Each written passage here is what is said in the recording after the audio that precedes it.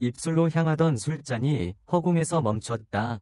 내게 자신의 수족이 되라는 건가? 설마? 그게 무슨 뜻입니까? 내 사람이 되라는 뜻일세. 도마가 이렇게 나올 줄은 예상하지 못했다. 그는 공공연히 형님을 지지하던 인물이었다. 그런데 이제 와서 형님을 버리고 나를 택하겠다니? 혈천도마를 처음 만난 이래 가장 예상치 못한 순간이었다. 이공자, 네, 천마가 되고 싶은가? 그렇습니다. 나는 망설임 없이 대답했다. 그럼 그 술을 마시게 내가 뒷배가 되어주지. 어르신께선 형님을 지지하지 않으셨습니까? 자네가 이런 미친놈인 줄 몰랐을 때의 선택이었지. 용이었다가 이젠 미친놈이라. 제가 꽤 바쁜 몸인가 봅니다. 그래, 미친놈이다. 그의 동생을 죽이고 제자를 불구로 만들었으며 부하를 가두기까지 했으니 그런데도 이 늙은이는 내 뒷배가 되어주겠다고 하고 있다. 이 노인은 자신의 야망을 위해서라면 무엇이든 팔아넘길 인간이었다. 제가 어르신의 동생분을 죽였습니다. 부모 품을 떠나면 남이지 혈육이 죽었다고 내 속이 뒤틀릴 것 같은가? 웃기지 말게. 제 손톱 밑에 가시가 더 아픈 법이야. 이 노인이 지금 뱉어내는 말은 한마디 한마디가 전부 진심이었다. 어차피 대공자와 정식으로 손을 잡은 것도 아니고 설령 그랬다 한들 사내란 언제든 마음을 바꿀 수 있는 법이지. 어르신께서 제 편이 되어주신다면 천군만마를 얻는 것과 같겠지요. 하지만 무얼 망설이는가? 어르신을 믿을 수 있을지 모르겠습니다. 지금 형님을 버리듯 저 또한 버리실 수 있지 않겠습니까? 자네를 버려야 할 상황이 온다면 버릴 걸세. 내가 자네를 믿어서 이러는 것 같은가? 평생 누구도 믿어본 적 없는 몸이야. 그럼 왜 저를 택하신 겁니까? 두려움 없이 밀어붙이는 자네 같은 놈의 광기에 내 운명을 걸어볼 만하다 생각했기 때문이지. 결국 제가 미친놈이라서 선택하셨다는 거군요. 그 광기로 모두를 집어삼키게 될 테니 만약 지금 나이대의 젊은이였다면 선택받았다는 자부심에 취해 혈천도마의 말을 전부 믿었을지도 모른다. 하지만 나는 늙은이들이 젊은이를 이용해 먹는 그 얄팍한 수작을 너무나도 잘 알고 있다. 천마가 되고 싶은가? 예전에도 그가 물었던 질문이었다. 마치 자신의 손만 잡으면 천마가 될 수 있는 것처럼 착각하게 만드는 말. 지금 그가 던지는 질문 역시 같은 의도가 배어 있었다. 자네가 천마가 된다면 어떤 천마가 될 텐가? 적어도 제가 다스리는 본교에서는 마존 따위가 나서서 명왕전주에게 외압을 행사하는 일은 없을 겁니다. 하하하, 과연 내 눈이 틀리지 않았군. 속이 아무리 뒤틀려도 결코 불쾌한 티를 내지 않는 저 능구렁이 같은 태도. 전부 이 순간 내 결정을 현혹하기 위한 저 늙은이의 고단수적인 술책이었다. 일단 나는 정중히 거절했다. 인간관계에 밀고 당기기에서 당긴다고 끌려오면 매력없는 사냥감이 되는 법이다. 저를 높이 사주시는 건 감사하지만 지금은 제게 주어진 일에 충실해야 할 때라고 생각합니다. 아버님께서 뭐라고 생각하시겠습니까? 중책을 맡겨놨더니 일은 안 하고 정치질이나 하고 다닌다고 하시지 않겠습니까? 교주 뒤에 숨는 것, 그게 과연 현명한 선택일까? 무슨 말씀이십니까? 명부전주? 그 일을 잘하면 뭐하나? 교주가 널 그 자리에 계속 묶어두면 어쩔 거지? 평생 명부전주로 썩어갈 셈이냐? 그 자리는 과정일 뿐이다. 네가 선택해야 할 길은 오직 하나. 후계자가 되느냐, 마느냐의 갈림길이지. 그걸 착각하는 순간 넌 명부전이라는 그럴싸한 숲에서 길을 잃고 헤매게 될 거다. 그는 아버지를 끌어들여 설득의 마침표를 찍었다. 오히려 교주께선 네가 나와 손을 잡았다는 것에 주목하게 될 것이다. 내가 널 선택했다는 사실만으로도 너의 위상은 높아지고 모든 이의 눈에 띄게 될 테니. 하지만 혈천도귀가 간과한 것이 하나 있었다. 본교의 기강을 바로 세우겠다는 나의 위지. 이는 나만의 위지가 아니라 아버지의 위지 또한 깃들어 있었다. 생각할 시간을 주십시오. 결정을 내렸을 때 이 술을 마시겠습니다. 나는 들고 있던 술잔을 내려놓았다. 나의 결정 유보에도 혈천도귀는 만족스러운 미소를 지었다.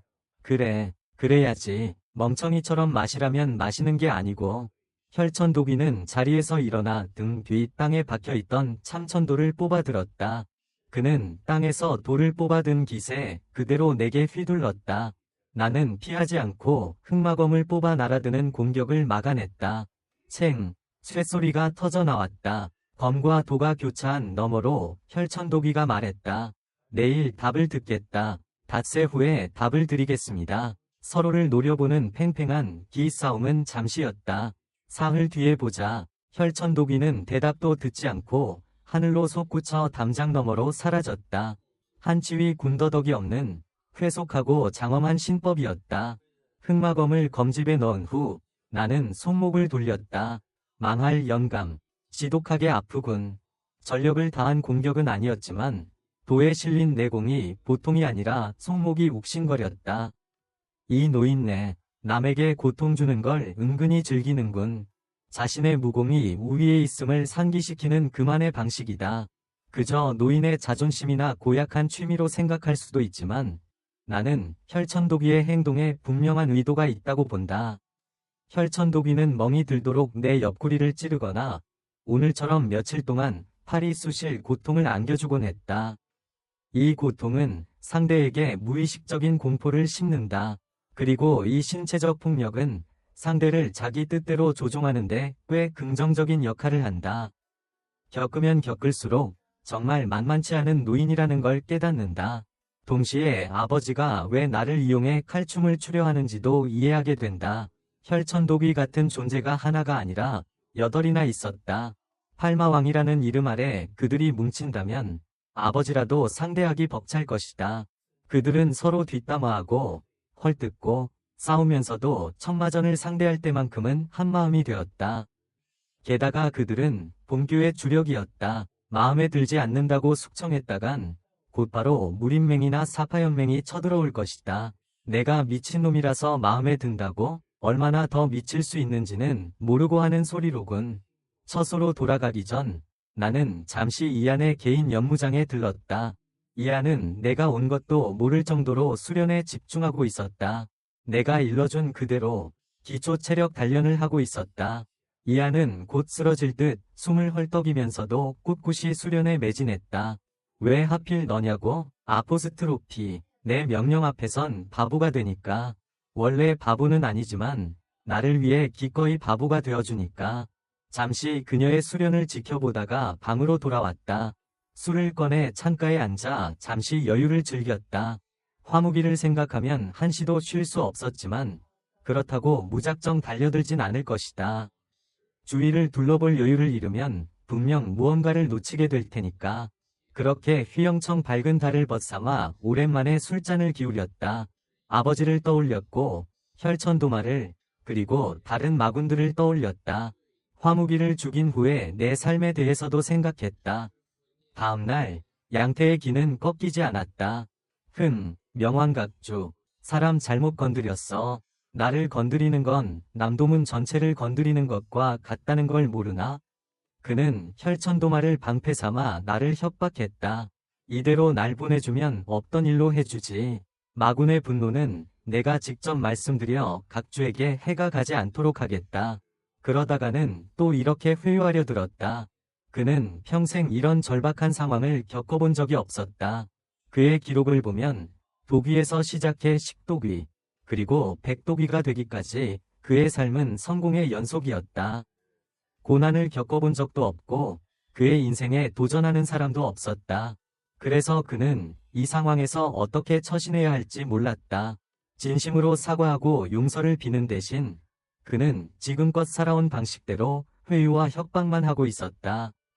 어제와 달리 나는 차분하게 양태를 대했다. 양무인, 앉으시오. 오늘 남도문에서 이번 사건에 대해 유감을 표명했소. 그 말에 양태는 환호했다. 내가 말했지? 마군께서 날 버리실 리가 없다고. 자, 이제 날 풀어줘. 곧 풀려날 생각에 양태의 표정이 부드러워졌다. 지난 일은 이만 있도록 하지.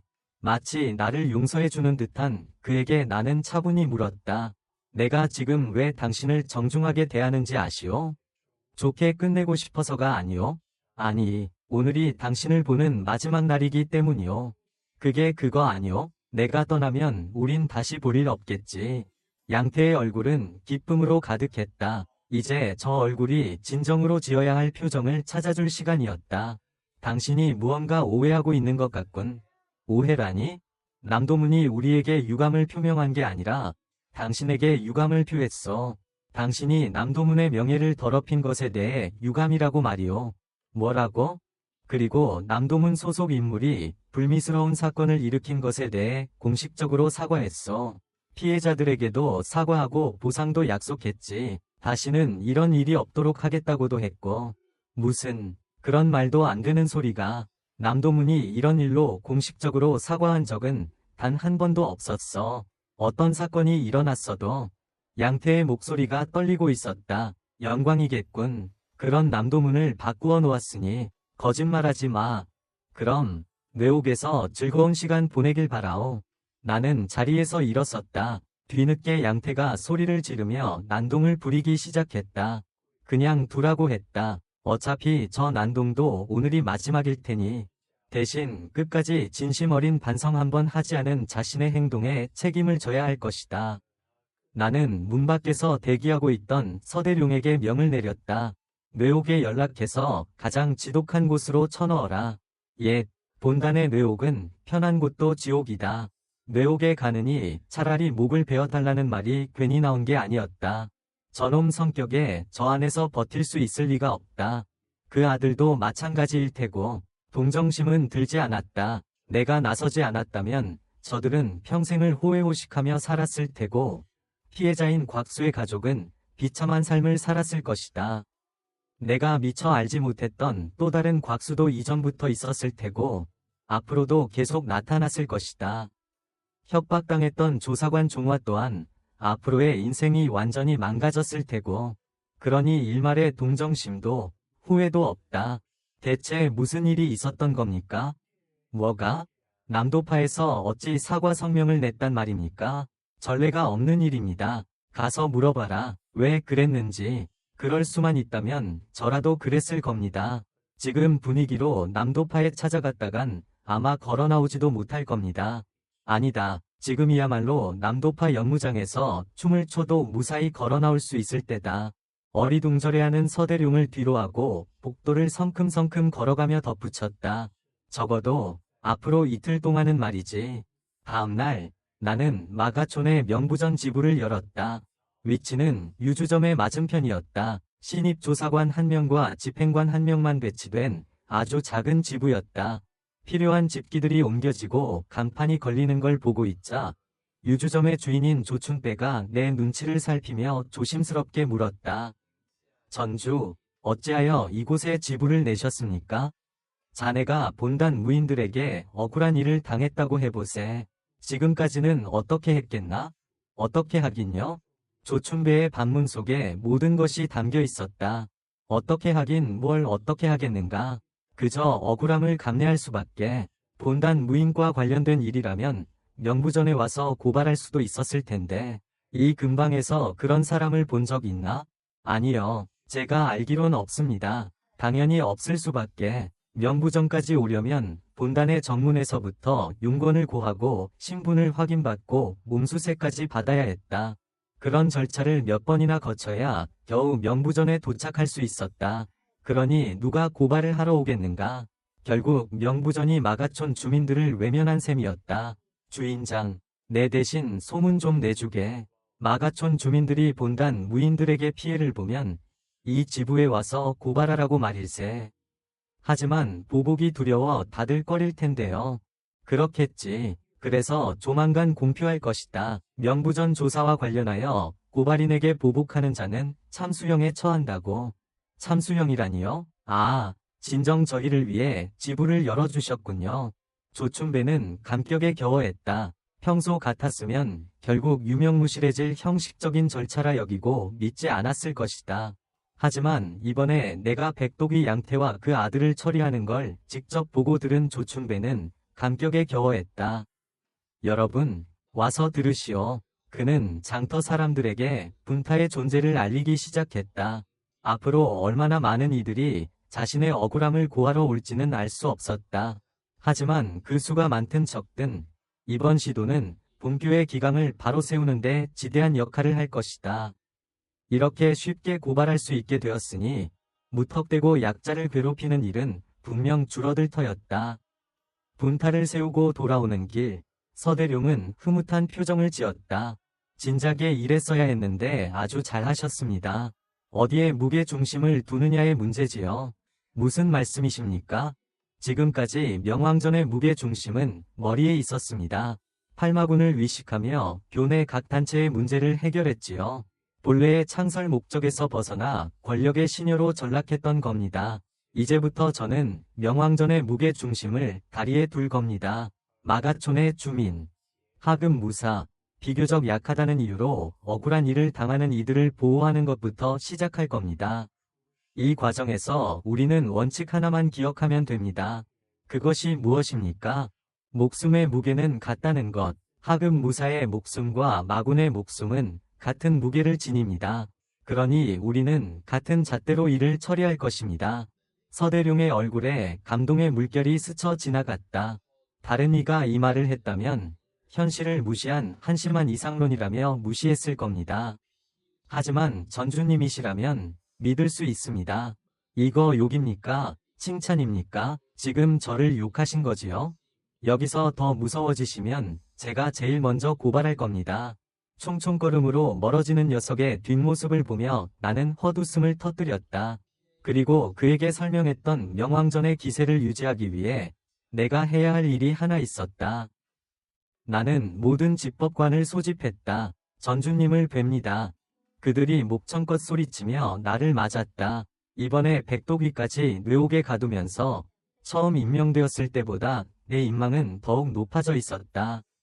인망뿐만 아니라 권위도 마찬가지였다. 형님에게 밀려 후계 구도에서 패배했다고 은근히 얕보던 자들의 태도가 달라졌다. 길에서 마주치면 그들이 먼저 눈을 내리깔았다. 지금까지 이 전을 위해 헌신해준 그대들에게 감사를 표한다. 나는 단상 옆으로 비켜서서 그들에게 폭언을 하며 고마움을 전했다. 집법관들도 일제히 폭언하며 내 인사를 받았다. 조사관들 없이 이렇게 모인 것은 처음이지 않은가? 그렇습니다. 오늘처럼 좋은 날에는 즐거운 대화를 나눠야 마땅하지만 오늘은 조금 불편한 이야기를 할까 한다. 내 말에 집법관들은 긴장했다. 알다시피 본교에는 이전이 권위에 반항하고 도전하는 자들이 있다. 마군단이 그랬고 독위단도 그랬지. 이유는 간단하다. 그대들보다 자신들이 더 강하다고 믿기 때문이다.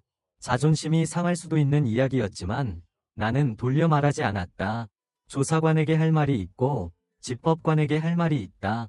이 사내들에게는 애둘러 말하는 것보다 직설적으로 말하는 게 더 효과적일 터였다.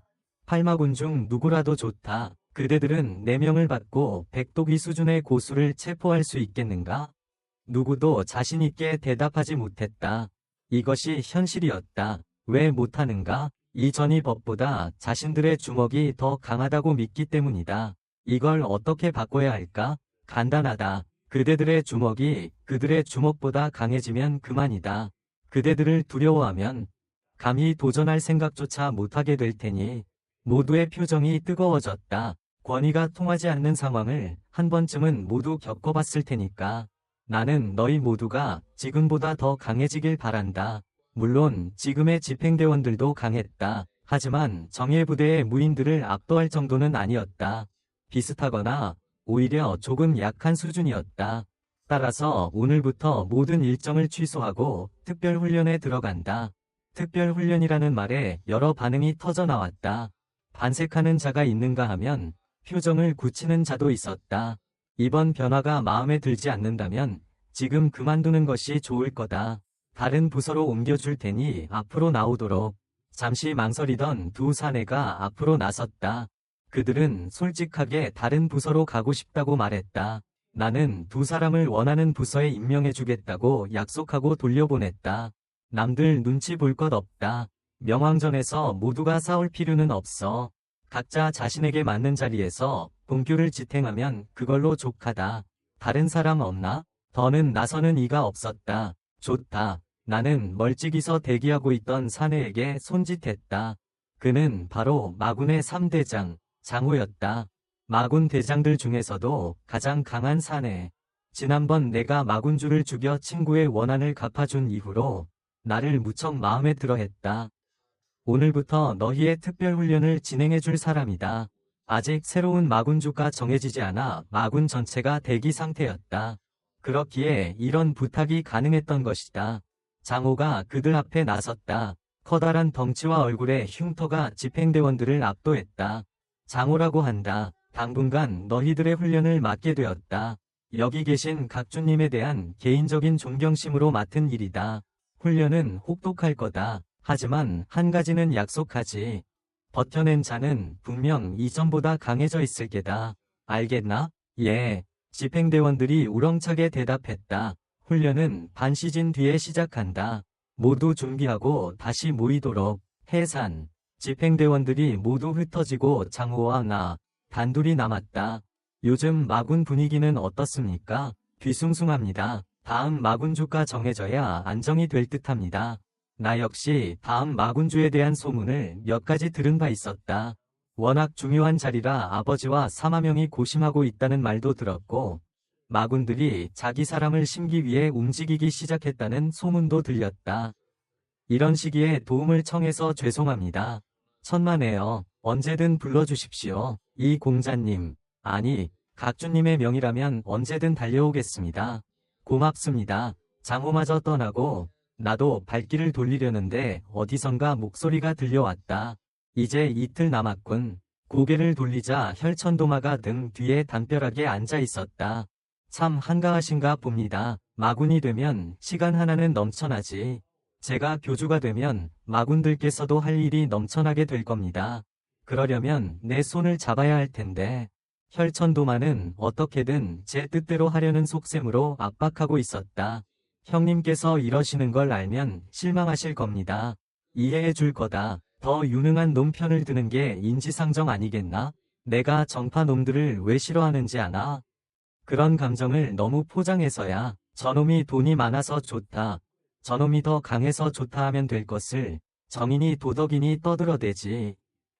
솔직하면 주화인마라도 걸리는 줄 아는 것처럼 말이야. 저라고 다르겠습니까? 무엇이 말입니까? 더 유능한 자의 편에 서려는 인지상정이요. 다른 마군께서도 저와 손을 잡고 싶어 할 수 있지 않겠습니까? 그들 중에는 장로보다 더 유능한 자가 있을 수도 있고요. 말문이 막힐 법한 질문이었으나 혈천도기는 여유롭게 대처했다. 이 공자, 자신의 능력과 가능성을 믿으시오? 믿습니다. 천마가 될 자신도 있고, 그렇습니다. 그걸 가장 먼저 알아본 것이 바로 나요. 사람의 진가를 알아보는 안목만 봐도 누가 가장 유능한지 답이 나온 것 아니겠소? 말이라면 지지 않는 저도 장로께는 못 당하겠습니다. 하하하하, 이틀 뒤에 봅시다. 호탕하게 웃음을 터뜨린 혈천도비가 몸을 날려 사라졌다. 저 노인, 말을 그럴듯하게 꾸미는 데는 아주 도가 텄군. 언뜻 들으면 다 맞는 말이다. 하지만 냉정하게 생각해보면 억지에 가깝다. 내가 교내에서 두각을 드러내기 시작한 건 얼마 되지 않았다. 모두 나의 변화를 눈치채고 있었을 것이다. 혈천도비는 그저 나와 엮이게 되어 먼저 나섰을 뿐이다. 마치 침 좀 발라놨다고 자기 것인 양구는 것과 같다. 혈천도비와 손을 잡는다? 나쁘지 않은 선택이다. 진정으로 내 편이 된다면 분명 큰 힘이 될 것이다. 하지만 이런 식으로는 손을 잡을 수 없다. 아직은 혈천도기가 우위에 있었다. 다음날 나는 연무장이 내려다 보이는 언덕에서 집법원 무인들의 훈련을 구경했다. 장호는 혹독했다. 말 그대로 살과 뼈를 깎는 훈련이었지만 집법원 무인들은 이를 악물고 버텨냈다. 장호는 시작에 앞서 단 한마디로 그들에게 동기를 부여했다. 이것이 우리 마군이 하는 훈련이다. 그 한마디면 충분했다. 마군이 하는 훈련을 버티지 못하면 그들이 명부전을 얕잡아 보는 게 당연하다고 인정하는 꼴이니까. 장호는 참으로 영리한 자라고 생각했다. 무인에게는 자존심을 건드리는 것만큼 효과적인 것도 없었다. 멀리서 장호의 고함이 들려왔다. 버텨라. 마누라도, 자식도, 친구도, 그 누구도 너희를 배신할 수 있다. 하지만 지금 너희가 흘리는 땀은 절대 너희를 배신하지 않는다. 장호의 외침을 들으며 나는 피식 웃었다. 장가도 안 가본 장호가 마누라와 자식을 운운하는 게 우스워서였다. 아무튼 제대로 임자 만났군. 장호 같은 무인을 수하에 둔다면 참으로 든든하겠다는 생각이 스쳤다. 바로 그때였다. 아, 혈천도비와 관련하여 좋은 수가 떠올랐다. 사흘째 되던 날, 혈천도비는 처음 손을 잡자고 제안했던 바로 그 장소에서 나를 기다리고 있었다. 그때처럼 살천도를 땅에 박아놓고 칼에 기댄 채 술을 마시고 있었다. 이제 내 술을 마실 준비가 되었나? 나는 그의 맞은편에 앉았다. 준비되었습니다. 혈천도마는 만족스럽게 웃으며 술을 따랐다. 우리는 호쾌하게 잔을 부딪혔지만 나는 마시지 않았다. 어찌 마시지 않고 내려놓는가? 안주가 필요해서입니다. 안주? 사내대장부가 무슨 안주 타령인가? 혈천도마의 얼굴에 불쾌한 기색이 떠올랐다. 내가 말한 안주가 진짜 안주가 아니라 어떤 요구사항이라는 것을 눈치챈 것이다. 어떤 안주가 필요한가? 팽팽한 긴장감 속에서 내가 대답했다. 마군입니다. 예상치 못한 말에 혈천도마의 눈이 커졌다. 마군을 제 입에 넣어주시지요. 내 놈 입에 넣어주면 소화는 시킬 수 있겠는가? 혈천도마가 도발적으로 물었다. 꼭꼭 씹어서 삼키겠습니다. 이보시오. 이 공자, 세상에는 순리라는 것이 있어. 술을 마실 때 안주를 먹는 것 또한 순리가 아닙니까? 혈천도마는 머리가 아프다는 듯 미간을 짚었다. 그러다 분노를 터뜨리며 자리에서 벌떡 일어났다. 못 참겠군. 사흘이나 기다려줬더니 이런 말도 안 되는 조건을 내걸어? 그는 땅에 박혀있던 살천도를 뽑아들었다. 내 놈의 목을 베어 천마전에 가겠다.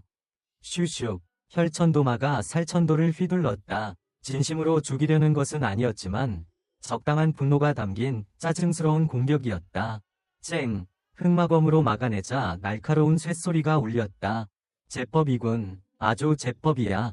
혈천도마가 감탄하며 외쳤다. 상당한 내공이 실린 공격을 이토록 쉽게 막아낼 줄은 몰랐던 모양이다. 그래, 그 귀한 목을 베기가 쉽지는 않겠지, 안 그런가? 혈천도마가 다시 살천도를 휘둘렀다. 이전보다 더 빠르고 강한 공격이었다. 나는 바람을 가르며 수직으로 떨어지는 살천도를 다시 흑마검으로 쳐냈다. 쾅! 이전보다 더욱 큰 소리가 터져나왔다. 무기 파괴자라는 별명이 붙은 살천도였지만 흑마검에 흠집 하나 내지 못했다. 나는 여유로웠다. 자꾸 까부네. 그냥 두 동강 내버릴까? 파괴된 무기 파괴자라 내일 아침을 장식할 멋진 소문이 되지 않겠나? 아포스트로피, 검에게 농담처럼 건넨 생각이었지만 그런 생각을 품어서인지 사신풍보를 쓰고 싶은 욕구가 치솟았다. 내가 만약 명왕보를 쓴다면 혈천도마가 과연 막아낼 수 있을까? 이것은 내 투쟁심이 만들어낸 유혹이었다. 강적을 마주하면 사신풍명보와 같은 절정의 신법은 반응한다. 싸우고 싶어한다. 이기고 싶어한다. 안 돼. 아직이다. 시간은 내 편인데 굳이 부족한 내공으로 위험한 싸움을 할 필요는 없었다. 세 번째 공격이 들어오기 전에 손목이 아픈 척하며 뒤로 물러섰다. 물론 그렇다고 내 뜻을 굽힌 건 아니었다. 마군을 제게 주십시오. 혈천도마가 칼을 집어넣으며 물었다. 대체 누구를 마군주 자리에 앉히라는 말이냐? 설마 너는 아니겠지? 당연히 아닙니다. 그럼 누구냐? 삼조장 장호를 임명해 주십시오. 장호? 장호가 마군주가 되면 마군을 내게 우호적인 조직으로 만들 수 있다. 그렇게 되면 교내에서 내 입지는 비교할 수 없을 만큼 강해질 것이다. 나에게 이득이 될 뿐만 아니라 장호 같은 무인을 마군주로 삼는 것은 본교에도 큰 도움이 될 것이다. 장호를 마군주 자리에 앉히는 건 나로서도 쉬운 일이 아니다. 그의 말은 사실이었다. 마군 내에서 조장을 뽑는다면 장호가 유력한 후보겠지만 마군 같은 정예 부대의 수장은 보통 외부에서 뽑혔다. 천마전과 팔마왕이 각자 자기 사람을 심으려고 신경전을 벌일 테니까. 이공자, 욕심이 과하면 배가 터지는 법이다. 저희가 가야 할 길은 배가 터질 때까지 먹어야 하는 길이 아닙니까? 우리 관기로 모든 것을 삼키자고 하신 분이 어르신입니다. 제게 손을 내민 것 또한 어르신이고요. 미친놈들이 걷는 길이 평범하겠습니까? 미친놈들이라. 틀렸습니까? 다른 사람은 몰라도 어르신께서 미치지 않고서야 어찌 제 손을 잡으시겠습니까? 혈천도마가 이글거리는 눈으로 나를 쏘아봤다. 그의 야망이 궁극적으로 어디를 향했는지는 모른다. 세상에 드러내기도 전에 죽었으니까. 놀랍게도 팔마왕 중 가장 먼저 죽은 자가 혈천도마였다. 이 치밀하고 교활한 도마가 내 놈이 벌써 천마라도 된 것 같으냐. 제 머릿속에 이런 생각을 심어주신 게 어르신 아닙니까? 대체 저를 데리고 뭘 하시려는 겁니까? 그저 번지르르한 말로 어린 놈 하나 이용해 보시려는 겁니까? 어르신의 제자들처럼 말입니다. 내 말이 전곡을 찔렀는지 혈천도마가 으르렁거렸다. 내 놈의 욕심이 판을 엎었다. 화당. 말 그대로 탁자를 걷어찬 그는 몸을 돌려 날아가 버렸다. 멀어지는 그의 뒷모습을 보며 나는 희미한 미소를 지었다. 혈천도마의 평정심이 깨진 것은 이번이 처음이었다. 그는 내 제안을 거절하지 못할 것이다. 그가 차린 밥상 말고도 내겐 7개의 밥상이 더 있다는 걸 누구보다 그가 잘 알 테니까. 나는 개인 연무장에서 무공수련에 몰두했다. 회귀 후 수련하며 늘 느끼는 거지만 이 지치지 않는 젊음이 참 좋았다. 내공이 많고 적고의 문제가 아니었다. 굳이 의식하지 않아도 몸이 가볍고 활력이 넘쳤다. 잃고 나서야 소중함을 안다는 변치 않는 진리는 이 젊음에 가장 절실하게 와닿을 것이다. 그래, 그때는 몰랐다. 흘러가는 시간이 얼마나 소중한지를, 훗날 이 순간을 얼마나 그리워하게 될지를. 무공, 돈, 권력, 그것을 얻기 위해 청춘이 희생된다는 사실은 가소로우면서도 슬픈 일이다. 하지만 회귀한 뒤에도 내 혀실은 다시 달릴 수밖에 없다. 그래도 이것은 내가 온전히 알고 저지르는 실수다. 그 가치를 누구보다 잘 알기에 한 걸음 한 걸음 소중히 움직이며 혼신의 힘을 다해 수련했다. 사심풍보를 이용해 가상의 적들 사이를 헤집고 다녔다. 처음에는 서너 명이었던 적들이 수련이 깊어질수록 점점 늘어났다. 5이 7이 되고 7이 10이 되었다. 처음엔 허수아비처럼 서 있기만 하던 적들이 이제는 상상 속에서 움직이고 대화하고 심지어 내게 욕설까지 퍼부었다. 수련을 계속할수록 그들의 무공 수준도 높아졌다. 내 수련의 수준은 나의 무공적 상상력에 달려 있었다. 수련의 칠하를 사심풍보에 쏟았다면 남은 시간에는 아버지가 가르쳐준 신법과 천마오신강기를 연마했다.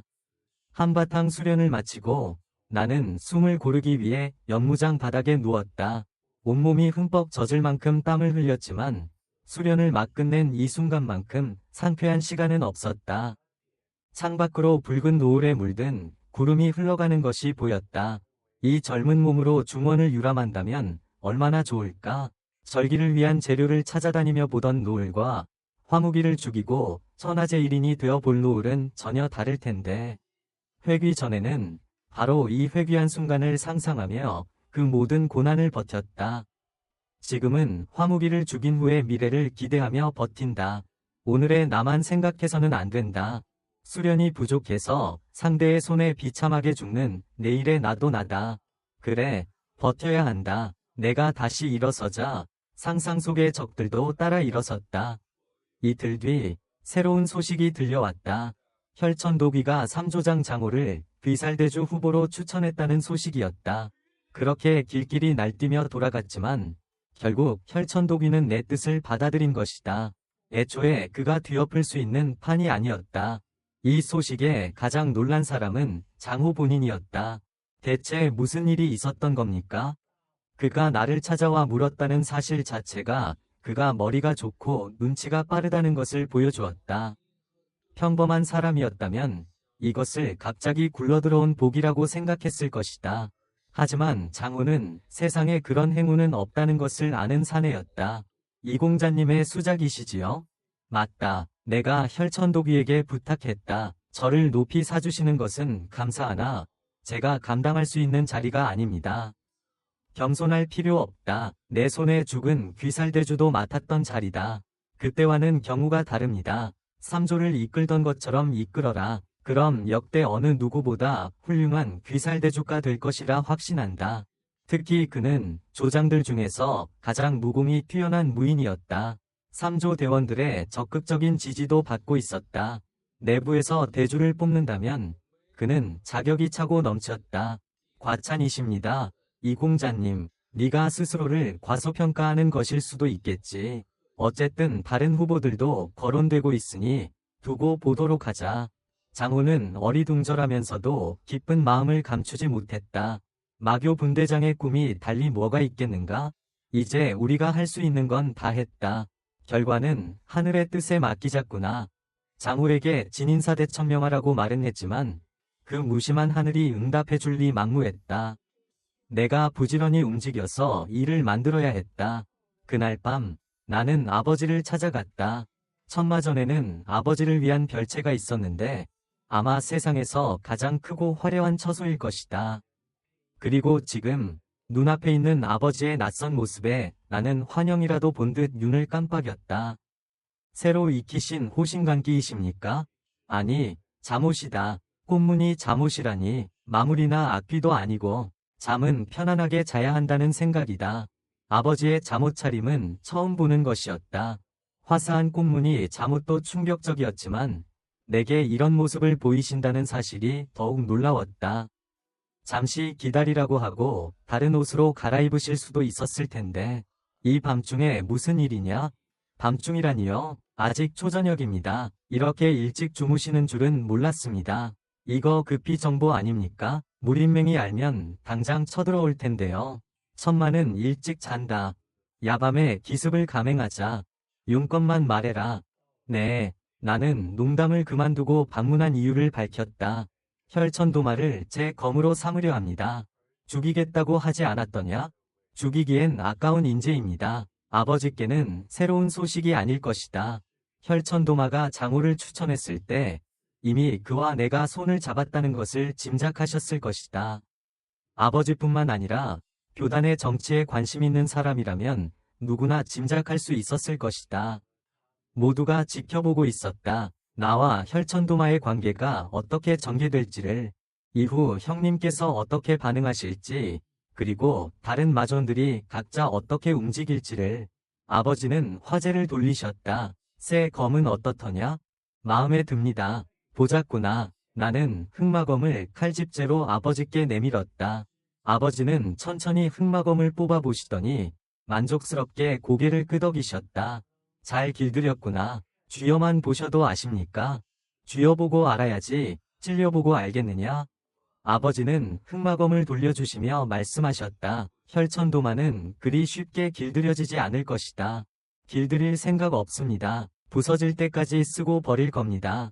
현재로서는 수집할 가치가 없으니까요. 네가 되려 베이면 어찌하겠느냐? 그럼 베이겠죠. 하지만 저와 혈천도마는 다를 겁니다. 늙은 도마는 한번 꺾이면 끝이지만 저는 베이면 베일수록 강해질 테니까요.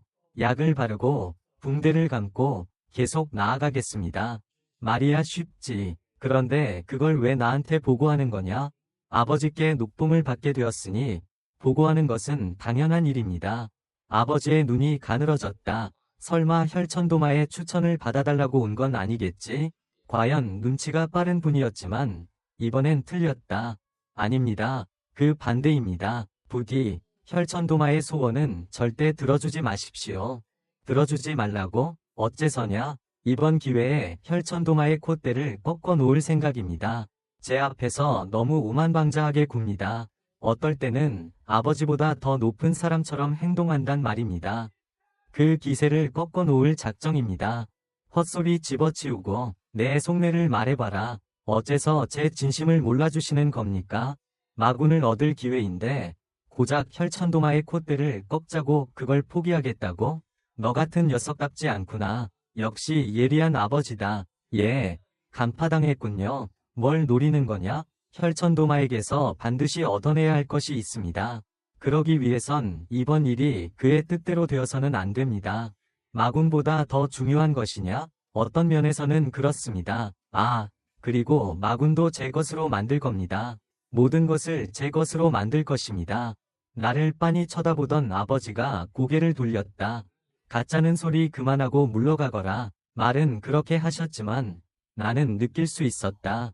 아버지가 내 부탁을 들어주실 거라는 것을. 아버지의 등에 환하게 피어있는 꽃을 보며 나는 씩 웃었다. 아버지, 적어도 오늘 밤만큼은 그 잠옷보다 더 가짜는 것은 없군요.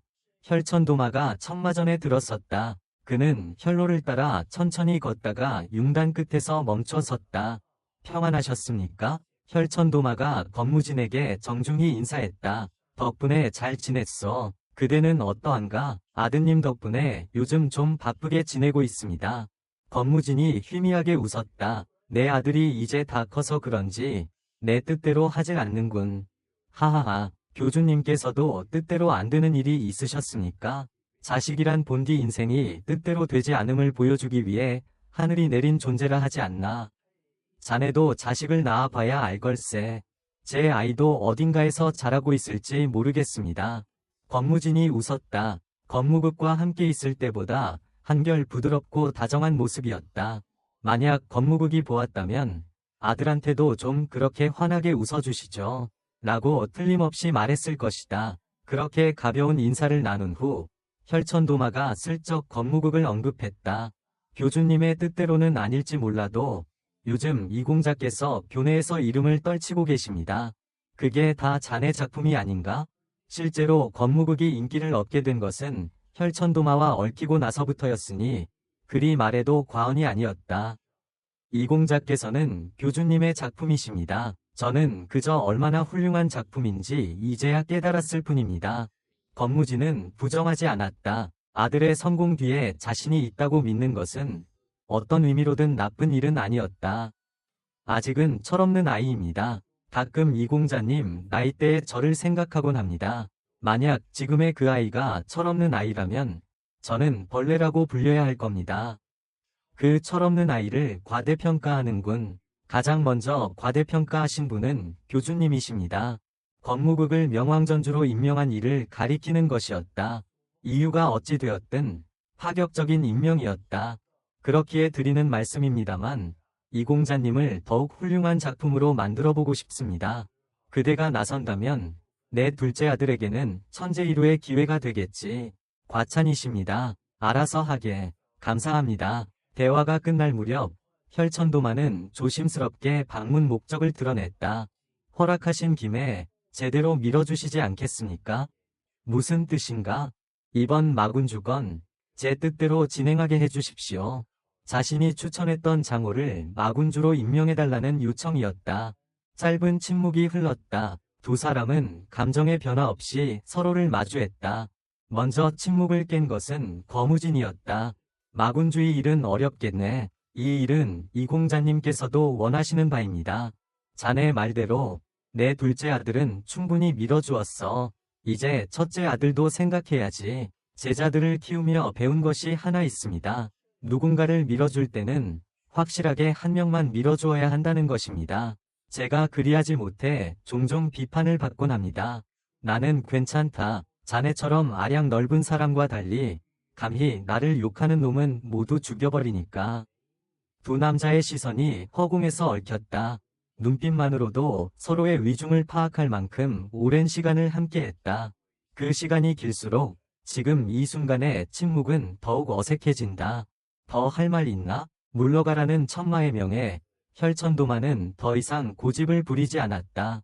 한번 결정을 내린 사내는 쉽게 바꾸지 않는다는 것을 잘 알고 있었다. 다른 방법이 필요했다. 다음번에 다시 뵙겠습니다. 그러게 혈천도마는 몸을 돌려 떠났다. 피의 길을 되돌아 내려가는 내내 그의 표정은 굳어 있었다. 이제 와서 저울질이라니 대체 무슨 속셈이지? 한번 밀어줬으면 끝까지 밀어줘야지. 즉, 교주님께서는 공자님보다 일공자님을 더 생각하시는 것 같습니다. 혈천도마는 나를 보자마자 아버지와 내 사이를 이간질하기 시작했다. 후계자로는 일공자님을 염두에 두신 듯 했습니다. 자신에게 약점이 있을 때 먼저 상대를 흔들려고 한다. 이 늙은이의 정치질은 정말 혐오스럽다. 우리는 상성이 좋지 않은 것 같군요. 무슨 말씀이십니까? 제가 형님보다 못하다면 어르신께서 부족한 점이라도 채워주셔야지요. 내가 부족하다는 뜻이요. 다소 실망스럽다는 뜻입니다. 혈천도마는 화를 내는 대신 나를 달랬다. 이공자, 장호를 마군주로 만드는 건 애초에 불가능한 일이었습니다. 벌써 포기하신 겁니까? 안 될 일에 미련을 가질 필요는 없지 않소. 그리 대단한 척 하시더니 고작 이 정도도 해결 못하십니까? 이 정도라? 대단한 척이라? 나는 발끈한 혈천도마를 더욱 자극하기 시작했다. 제 뒷배가 되어주시겠다고 한 건 어르신이었습니다. 그리고 안 될 일을 해달라며 어린애처럼 떼를 쓴 건 이공자였어. 그럼 그때 거절하셨어야지요. 다음날 장호를 추천하지도 말았어야 하고요. 어르신께서도 혹시나 하는 마음이 있으셨던 거 아닙니까? 나는 혈천도마의 발치에 긴 선을 그었다. 전에 말씀하셨지요. 이 선이 교주님께서 어르신을 생각하는 정도라고. 저는 이 선을 믿었습니다. 나는 처음 그은 선의 반도 안 되는 곳에 다른 선을 그었다. 아버지와 어르신 사이의 진짜 선은 여기가 아니었습니까? 혈천도마는 반박하지 못했다. 내가 따로 아버지를 찾아가 여쭙지 않았다면 어찌 되었을까? 아버지는 혈천도마의 청을 들어주셨을까? 아버지께서 거절하셨다면 다시 청했어야지요. 저였다면 반드시 성공했을 겁니다. 그럼 직접 해보시지 그러시오. 예? 고작 이 정도도 해결 못한다고 날 비웃지 않았어? 그럼 이공자에겐 쉬운 일이겠지. 제가 아버지를 설득해서 이 일을 쉽게 해결하면 어쩌시겠습니까?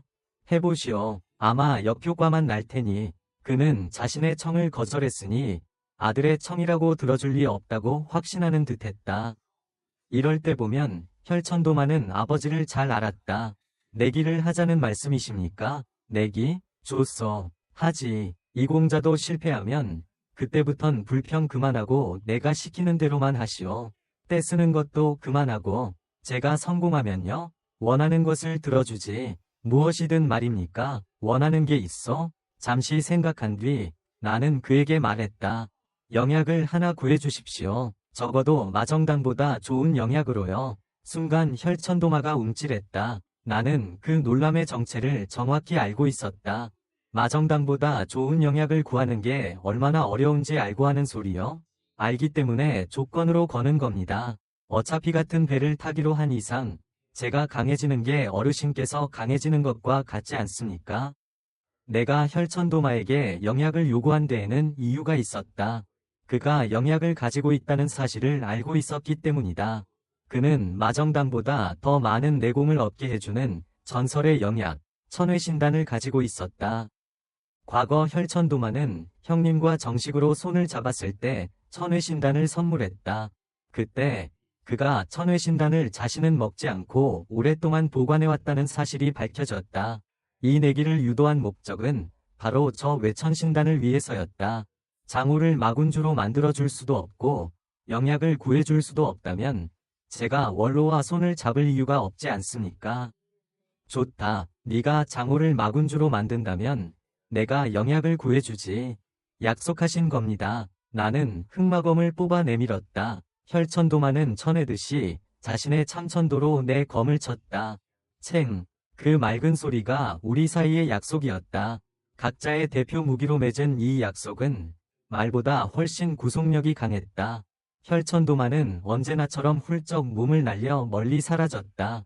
내기에서 이긴다면 그는 약속을 지킬 것이다. 외천신단은 그가 후계자를 위해 준비해둔 물건이었다. 마정단을 먹은 상태에서 외천신단까지 먹을 수 있다면 내공 부족으로 마왕에게 질 일은 없을 것이다. 그리고 나는 이 내기에서 이기는 방법을 알고 있었다. 내가 찾아간 곳은 대군사 사마명의 집무실이었다.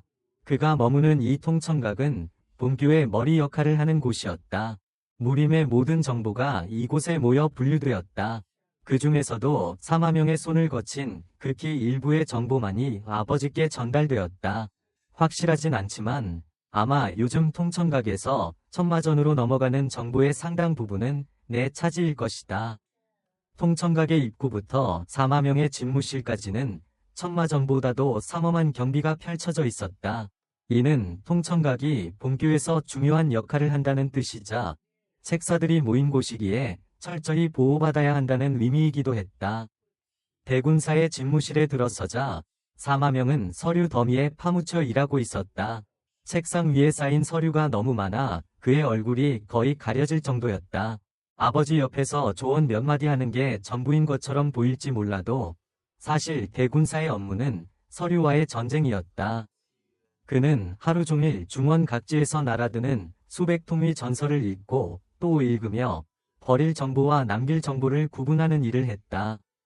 그걸 잘 알기에 명왕전주를 할 수 있어도 저 일은 못할 것 같았다. 사마명이 책상에서 일어나 나를 반갑게 맞이했다. 어쩐 일이십니까? 자, 이리 와서 앉으시지요. 우리는 탁자를 사이에 두고 마주 앉았다. 잠시 후 기다렸다는 듯이 부하가 차를 내왔다. 입맛에 맞을지 모르겠습니다. 이곳엔 차 종류가 하나뿐이라서요. 향이 아주 좋습니다. 차를 한 모금 마시며 주위를 둘러보았다. 본교 최고의 지성이 일하는 곳답게 사방의 책장에는 온갖 서책들이 꽂혀 있었다. 요즘 본교의 무인들이 모이면 명왕전 이야기만 한다더군요. 욕하느라 바쁜 것 아닙니까? 전혀요. 칭찬 일색이라고 들었습니다. 명왕전에 대한 여론은 내가 더 잘 알고 있었다. 공정하게 법을 집행하는 것에 열광하는 사람이 많은 만큼 반대하는 사람도 그만큼 많았다. 지금까지 자유롭게 살아왔기에 괜한 불안감을 느끼고 있을 것이다. 나도 걸리면 어떡하지? 하는 걱정이겠지. 이런 분위기가 퍼지기 전에 기강을 확실히 잡아야 했다. 그런데 무슨 일로 오셨습니까? 대군사께 여쭐 것이 있습니다. 말씀하시지요. 장호에 대해 어찌 생각하십니까? 좋은 무인이라 생각합니다. 마군을 훌륭히 이끌 제목이지요. 사마명은 이미 알고 있겠지. 이 추천의 배후에 내가 있다는 것을. 내가 장호를 마군주 자리에 앉히려 한다는 것을. 그렇다면 장호가 마군주가 될 가능성은 얼마나 됩니까? 솔직히 말씀드리면 일할도 되지 않습니다. 도마께서 장호를 추천했는데도 말입니까? 교주께서 그 추천을 거절하셨습니다. 그래서 일할이라는 수치가 나온 것이겠군. 원래는 불가능하다는 답을 예의상 일할로 돌려 말한 것이겠지. 아버님께서 마음을 바꾸신다면 어떻습니까? 그렇다면야 물론 가능하지요. 하지만 쉽지는 않을 겁니다. 아시다시피 교주께서는 명분 없이 한 번 내린 결정을 번복하시는 분이 아니시지 않습니까? 잘 알고 있습니다. 애초에 내 부탁으로 내린 결정이었으니까. 명분도 없이 아버님께 다시 결정을 바꿔달라 청할 생각은 없었다. 그분이 결정을 바꿀 명분을 만들어야 한다. 그것이 내가 준비한 것이었다. 이건 어떻습니까? 혈천도마에 이어 다른 마존의 추천을 또 받는다면 말입니다. 두 명의 마존이 동시에 한 사람을 추천한다고요? 전례 없는 일입니다만 만약 그리 된다면 장호가 마군주가 될 가능성은 충분합니다. 교주께서도 마음을 돌릴 명분이 생기시겠지요. 하지만 그게 가능하겠습니까? 이미 혈천도마가 나선 상황에서 다른 마존으로 하여금 장호를 추천하게 만드는 것은 결코 쉬운 일이 아니었다. 해봐야지요. 때로는 호랑이 한 마리를 상대하는 것보다 두 마리를 동시에 상대하는 게 더 쉬울 수도 있지 않겠습니까? 저는 더 어려울 것 같습니다만 그렇기에 이 선결 조건이 필요한 것이다. 동시에 사지가 찢기는 비극을 피하기 위해서 만약 그 두 호랑이가 끔찍할 정도로 사이가 나쁘다면 어떻습니까? 저는 결백합니다. 제가 아니란 말입니다. 명부전의 신문실에서 결백을 주장하는 사내는 매화검존이 이끄는 북천검문의 무인 배종탁이었다. 그는 문파의 어린 여비를 겁탈한 혐의로 고발당해 끌려온 터였다. 과거 같았으면 사건 축에도 끼지 못했을 일이지만 이번에는 고발이 들어온 바로 다음날 배종탁이 즉시 체포되었다. 그 계집이 저를 모함하는 겁니다. 배질하게 해주십시오. 저는 결백합니다. 하녀가 널 모함하는 이유가 뭐지? 제가 어찌 알겠습니까? 누군가에게 사주를 받았거나 아니면 제가 그 아이에게 무슨 실수를 했을 수도 있겠지요. 하지만 적어도 겁탈은 하지 않았습니다. 그는 진심으로 억울해하는 얼굴이었다. 좋다. 배질하게 해주지. 당장 들여보내라. 내 신호에 밖에서 대기하고 있던 서대룡이 열서너 살쯤으로 보이는 소녀 하나를 데리고 들어왔다. 아이는 잔뜩 겁에 질려 있었다. 야, 대체 왜 나한테 이러는 것이냐? 배종탁이 소녀를 향해 소리쳤다. 내가 손을 들어 그를 진정시켰다. 정숙, 한 번만 더 소리치면 대질은 없다. 예, 너무 억울해서 그만. 나는 소녀에게 물었다. 너를 겁탈한 자가 이 자가 맞느냐?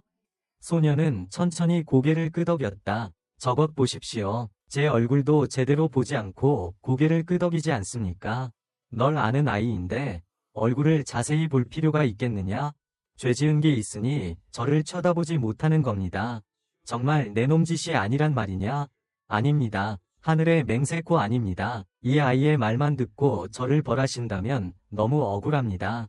생각해 보십시오. 제가 여인이 그립다면 기방에 가면 그만입니다.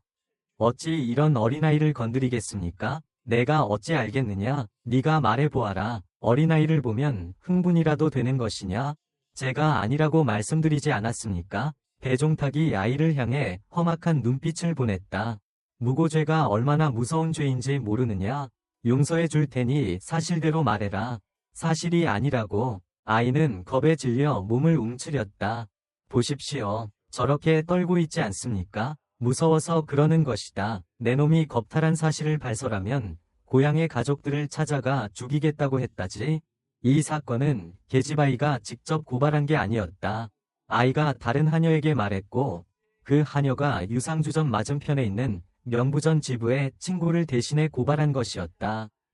어찌하여 저 아이의 말만 믿으시는 겁니까? 나는 저 아이를 믿기 때문이다. 너무 편파적인 처사가 아닙니까? 네가 겁탈한 것이 확실하기 때문이다. 그렇다면 확실한 증거를 대주십시오. 저 아이의 말만 믿지 마시고. 내가 서대룡을 쳐다보자 그는 밖으로 나갔다. 그는 2명의 계집아이를 더 데리고 돌아왔다. 처음 아이보다는 나이가 조금 더 들어 보였다. 그들을 본 순간 배종탁은 움찔하며 놀랐다. 기억나겠지? 이전에 내 놈의 시중을 들던 아이들이다. 알고 말고 많이 컸구나. 배종탁은 반갑게 인사했지만 아이들은 고개를 숙인 채 아무 말도 하지 않았다.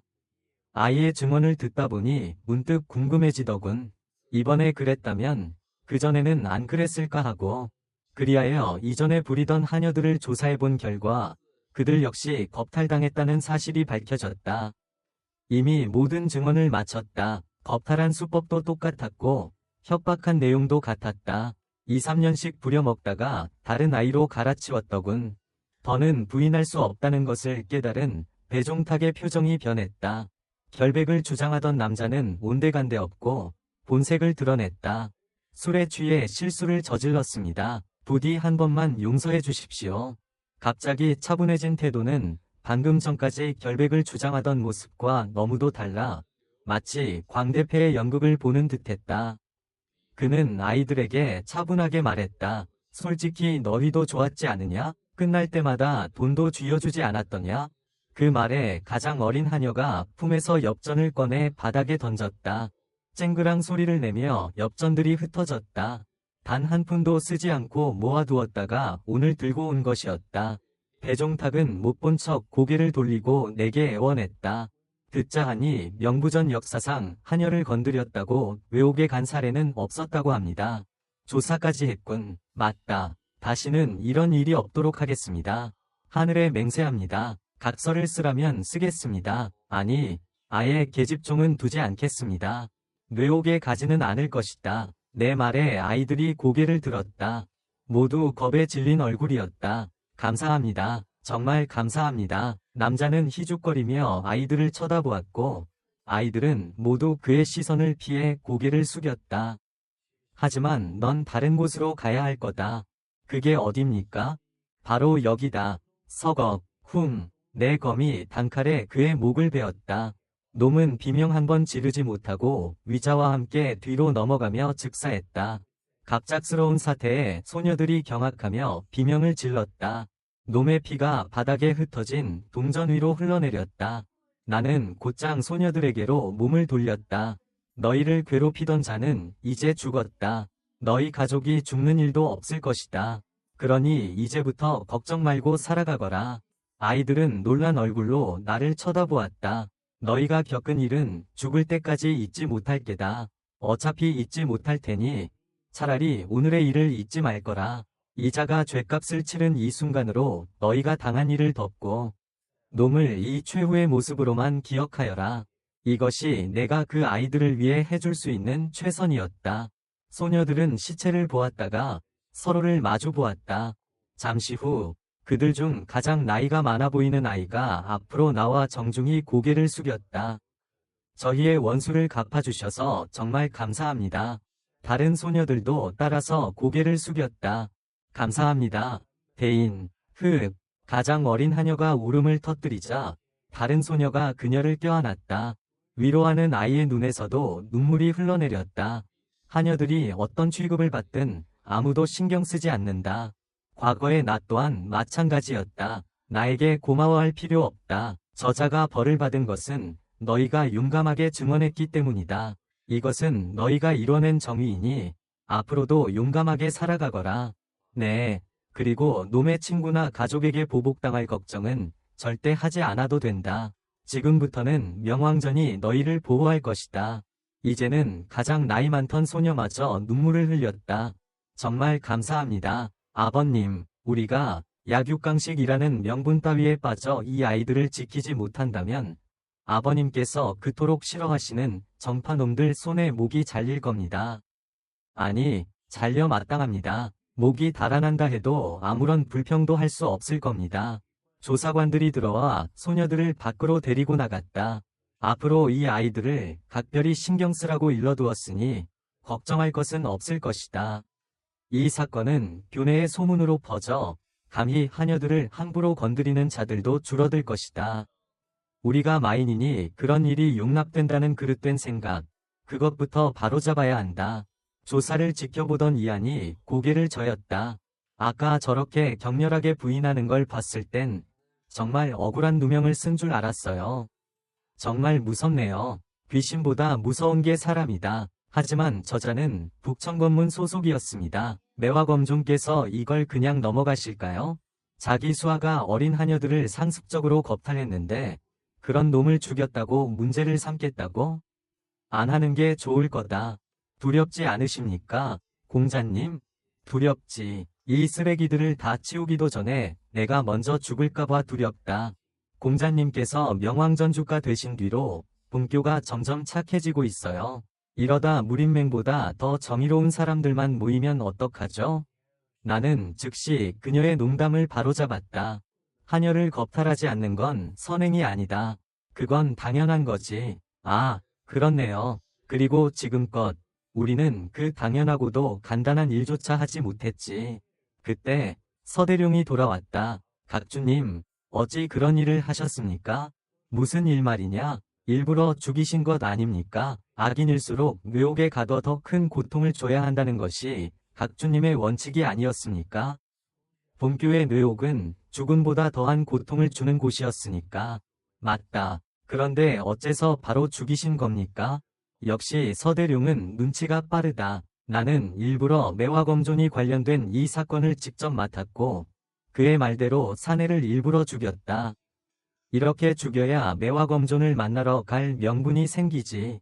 서대룡이 경악했다. 혈천도마의 일만으로도 골치가 아픈데 어째서 매화검존을 만나려 하십니까? 두 번째 호랑이가 필요해서다. 예? 영문을 모르겠다는 표정의 서대룡을 보며 나는 명을 내렸다. 지금 당장 검존에게 전원을 보내라. 신문 중에 문제가 생겼으니 내가 직접 가서 해명하겠다고 말이다.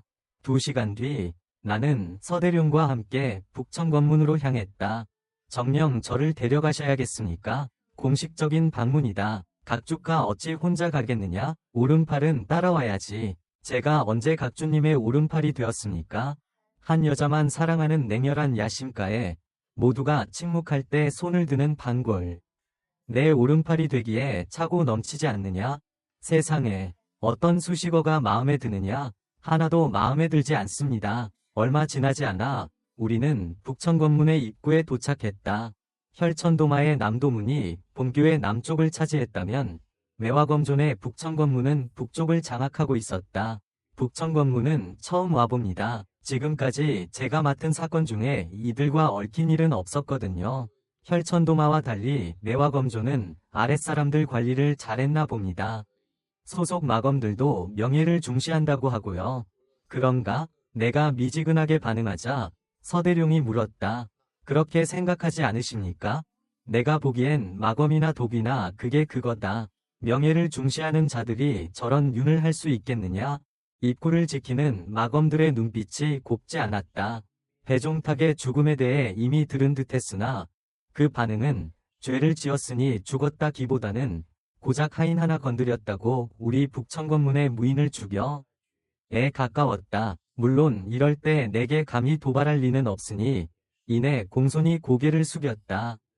평화주의자인 제가 요즘 저런 눈총을 꽤 자주 받습니다. 유독 누구와 함께 있을 때마다 말이죠. 자네를 설명하는 수식어에 평화주의자도 추가해야겠군. 아, 아내를 위해 기다리고 있던 무인이 있었다. 마존께서 기다리고 계십니다. 사유종이라 합니다. 사유종은 매화검존의 오른팔이라 불리는 사내였다. 북천검문 내에서도 손꼽히는 3대 고수 중 한 명으로 과연 그 기세가 칼날처럼 날카로웠다. 나는 이자를 잘 안다. 개인적인 인연이나 친분이 있어서가 아니라 그의 마지막이 꽤 인상 깊었기 때문이다. 반갑소. 절 따르시지요. 사유종이 우리를 더 깊은 곳으로 안내했다. 마검들이 머무는 건물들을 지나 가장 안쪽으로 향했다. 그곳에는 작은 초가집 한 채가 서 있었다. 아늑하고 정갈하게 꾸며진 이곳이 바로 매화검군의 거처였다. 명부전에 전주께서 드셨습니다. 사유종이 고하자 초가집의 문이 열리며 흰 도포를 입은 여인 하나가 걸어 나왔다. 어서 오십시오. 검전주님. 부드러운 목소리의 그녀가 바로 매화검군 소열랑이었다.